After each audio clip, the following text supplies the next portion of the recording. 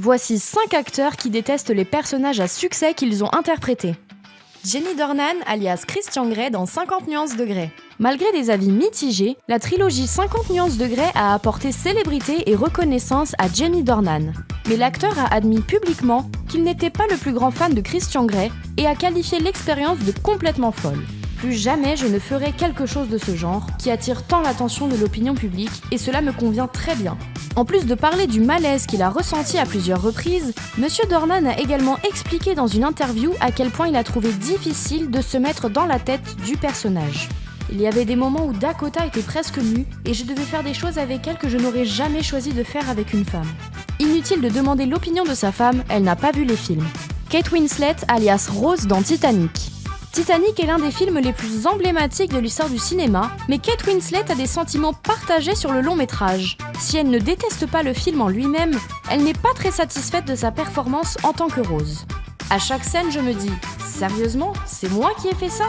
Oh mon Dieu, je ne supporte même pas mon accent américain, c'est très mauvais. » L'actrice se montre critique envers elle-même par rapport à sa performance de l'époque.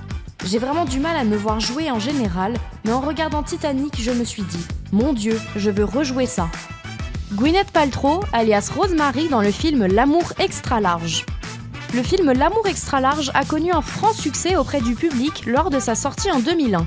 Mais 2 décennies plus tard, les blagues stéréotypées ne sont plus à l'ordre du jour et Gwyneth Paltrow est du même avis. À tel point qu'elle a déclaré que c'était le film qu'elle aimait le moins de sa filmographie. Une aversion telle qu'elle qualifie même la production de désastre. C'était si triste, si dérangeant. L'actrice a déclaré qu'en portant un costume grossissant pour le film, elle a compris ce que l'on pouvait ressentir lorsqu'on est jugé parce qu'on ne correspond pas aux normes de beauté imposées par la société. Personne ne me regardait dans les yeux parce que j'étais obèse. Je me suis sentie humiliée car les personnes étaient vraiment méprisantes.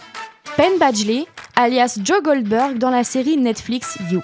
Joe Goldberg, personnage de la série You, est tout sauf quelqu'un de bien, et Penn Badgley le sait très bien. Ce mec est capable de te stalker, de tuer et d'user de son influence jusqu'à l'abus. L'acteur s'est également confié sur le défi que cela représente d'interpréter un personnage qui, aussi mauvais soit-il, a trouvé grâce aux yeux du public. J'ai vraiment été repoussée par certains aspects de Joe, et c'est étrange d'interpréter quelqu'un qui vous fait sentir comme ça. C'est un réel défi. L'acteur a même répondu aux tweets des fans qui romantisent son personnage. Il a tenu à rappeler que Joe est un meurtrier qui fait face à une multitude de problèmes.